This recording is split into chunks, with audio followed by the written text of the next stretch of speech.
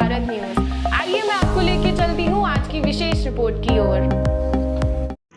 इस समय अभी हम कानपुर यूनिवर्सिटी के उच्च शिक्षा अधिकारी कार्यालय में हैं। यहाँ पे कुछ कोचिंग के शिक्षक हैं, उनकी मांगे हैं। चलिए जानते हैं उनकी मांगे।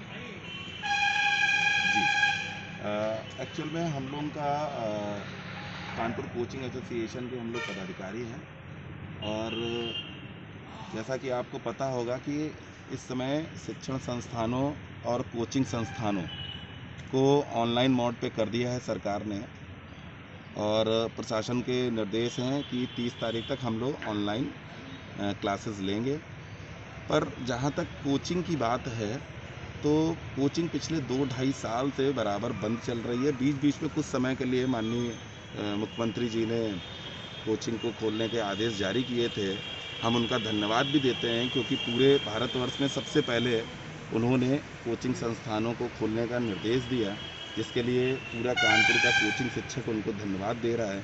परंतु आज तक हम लोगों को ये बात समझ में नहीं आई कि हम लोग व्यावसायिक श्रेणी में आते हैं कि शिक्षण संस्थानों की श्रेणी में आते हैं, क्योंकि हम लोगों से बर्ताव व्यावसायिक किया जाता है और सुविधाएं भी व्यावसायिक की नहीं दी जाती हैं और शैक्षणिक संस्थान में अगर आते हैं तो उसकी भी सुविधाएं नहीं दी जाती हैं।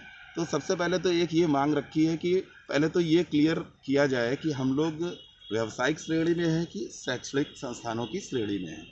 दूसरा एक मांग ये रखी हम लोगों ने कि 1 फरवरी से हम लोगों को सीमित संख्या में कोविड प्रोटोकॉल के अंतर्गत कोचिंग संस्थानों को खोलने की अनुमति प्रदान की जाए। आप खुद देख लीजिएगा कि इस कोविड काल में सबसे ज़्यादा अहित जो हुआ है वो छात्रों के साथ में हुआ है और इसकी तो वर्ल्ड बैंक ने भी एक रिपोर्ट जारी की थी। तो आने वाला भविष्य बहुत ही अच्छा नहीं होगा। हम शिक्षक हैं, हम भविष्य को देख के ये बात जान सकते हैं।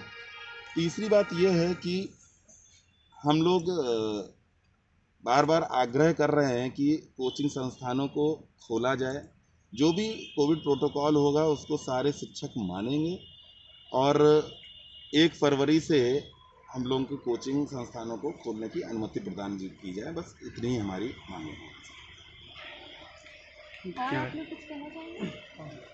बस यही कहना चाह रहे हैं कि विगत 2 वर्षों से लगातार शिक्षकों के साथ जो प्राइवेट शिक्षक जो कोचिंग चलाते हैं छोटे छोटे हर मोहल्ले कस्बे और गली में, और एकदम अचानक से आदेश आ जाता है कि बंद कर दिया जाए, बाकी सारी चीज़ें खुली है, तो वो एकदम हताश हो जाते हैं कि अब हम क्या करें, कल से हम कैसे खाएंगे, कैसे कमाएंगे। और कोई भी सबकी ज़्यादातर कोचिंग जितनी भी हैं, मुझे लगता है 90 to 95% वो किराए के मकानों में, किराएदार उनके ऊपर प्रेशर बनाते हैं, बिजली के बिल आने लगते हैं, कटने लगते हैं, है ना, उनको रेंट पे रहते हैं तो रहने का भी पैसा नहीं बचता है। तो ये सब स्थिति ना सरकार की तरफ से कभी भी किसी के तरीके की कोई सुविधा दी गई है। बस एक वर्ड आ जाता है कि सभी शैक्षणिक संस्थान कोचिंग संस्थान आज से बंद, है ना, इस समय से बंद। लेकिन आगे उनकी स्थिति क्या होगी, उनके बच्चे कैसे पढ़ेंगे, वो कैसे रहेंगे, उस पर कोई विचार नहीं होता। जब सब चीज़ें खुल सकती तो इसका भी एक मानक बनाया जाए, एक मानक बना के 20 लोग, 25 लोग, 20 बच्चे, 15 बच्चे, तो एटलीस्ट उनका चलता तो रहे। क्या होता है कि कानपुर के आसपास में जितने भी ज़िले हैं वहाँ से बच्चे यहाँ पढ़ने आते हैं, जैसे ही आदेश आता बच्चे तो अपने गांव अपने घर को चले जाते हैं। ना वहाँ पे नेटवर्क की सुविधा इतनी अच्छी, ना वहाँ से, ना यहाँ से ऑनलाइन करके वो पढ़ा सकते हैं। उसमें क्या रहता है, ये चीज़ें आदेश आते किसके लिए ये भी मैं साफ कर दूँ।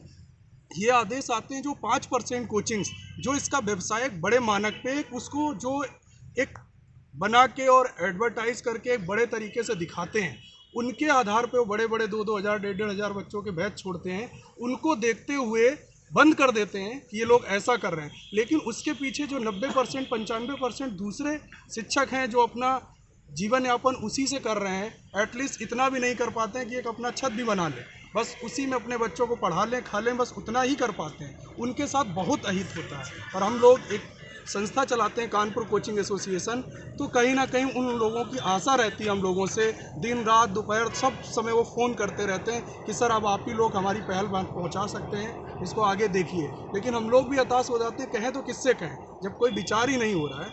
उसी को लेके आज हम लोग क्षेत्रीय कार्यालय में अपने उच्च शिक्षा अधिकारी के पास आए कि जब सब कुछ खुला है तो हमें भी एक मानक बना के हमारी बात को पहुंचाइए, यही हमारे पास एक माध्यम है। शिक्षक एक मतलब बहुत ही स्वाभिमानी और ऐसी वो बन जाता है कि ना तो वो उग्र हो सकता है, ना अपनी बात को किसी से कह सकता है और खुद में परेशान रहता है, वो अपनी बात को बोल भी नहीं सकता है। तो उसी चीज़ को बस इतना आपके माध्यम से कहना चाह रहा हूँ कि आप हमारी बात को ज़्यादा से ज़्यादा इसको शेयर कराएं और करें कि ये सरकार तक पहुँचे और एक मानक बना के उसको चालू करने का बस कैसे भी करके निवेदन है कि उसको चालू करें।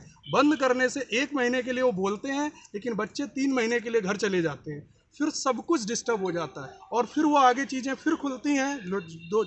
2 सालों से देख रहे हैं, फिर वो आगे के 3 महीने उसी को व्यवस्थित करने में चले जाते हैं, साल के 6 महीने इसमें चले जाते हैं, तो कैसे क्या करेगा, कैसे अपना जीवन यापन करेगा। बहुत ही मतलब अब लास्ट स्टेज जब बोलते हैं ना क्रिटिकल, तो ये क्रिटिकल है। इसके बाद 50 से 60% टीचर ऐसा होगा कि वो गांव में जाके मजदूरी करेगा, उसके अलावा उसके पास कोई दूसरा चारा नहीं बचा है। ये स्थिति आ गई, इससे आगे कुछ हो नहीं सकता है ना। तो आप बस प्रयास करिए कि इस चीज़ को पहुंचाइए और ये हमारे लोगों की मानक बना के 1 फरवरी से इसको चालू करें तो बहुत सही रहेगा। आप